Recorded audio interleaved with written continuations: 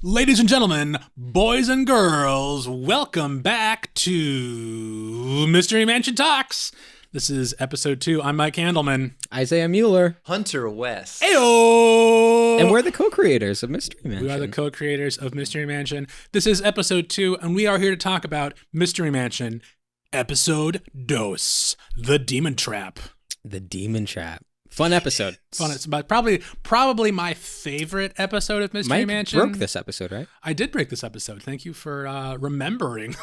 Yeah. It'd be kind of weird. I was like, yeah, I give myself a lot of credit for breaking this episode. I remember, again, you were talking about the writing process and just like developing like after the pilot that we had shot previously, then we were still writing the rest of the show. We're like, okay, where do we go from here?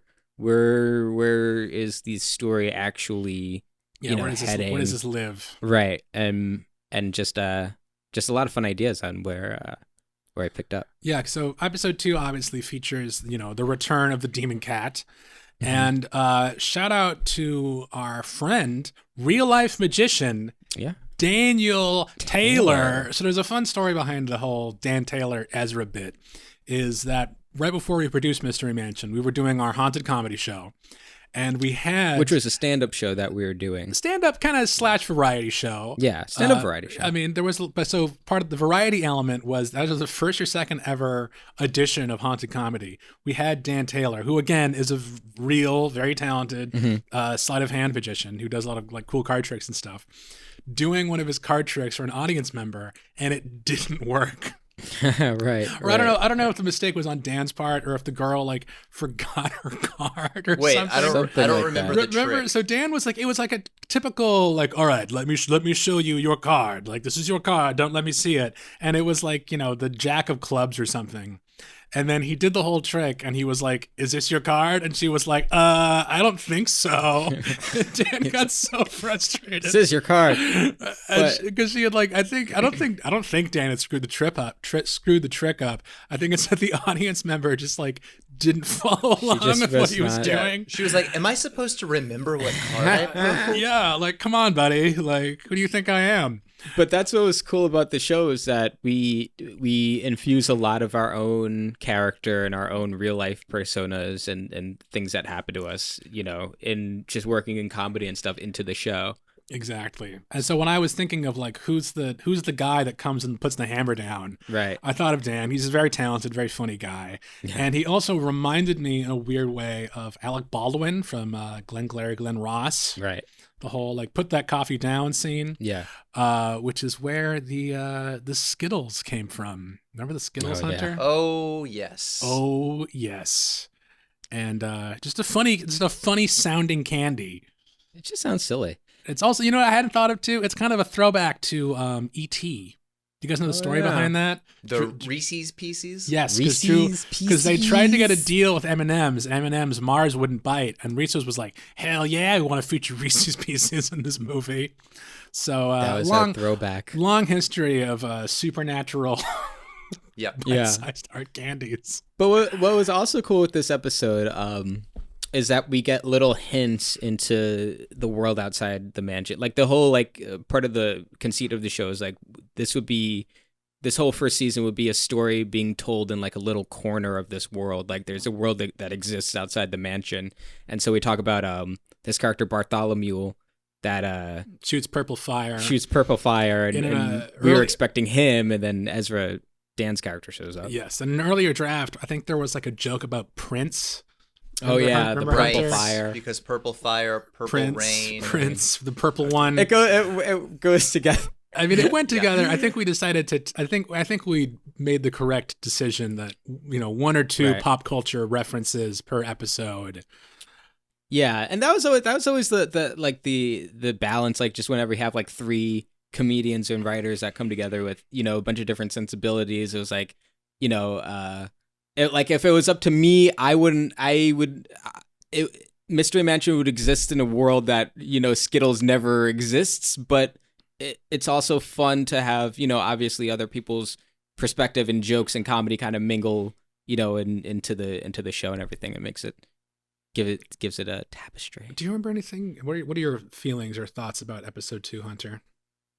Well, I remember with the part, if we're gonna jump ahead a little bit, to when I captured the demon. Oh yeah, which was a very fun scene to shoot.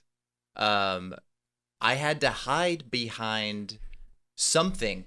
Right. That weird glass case. Oh, we yeah. were trying to figure out what I could hide behind. Right. And so I just like kneeled down behind this glass case. And yeah, if you watch the episode, like I feel like we kind of try to like using the magic of editing and perspective and stuff like that.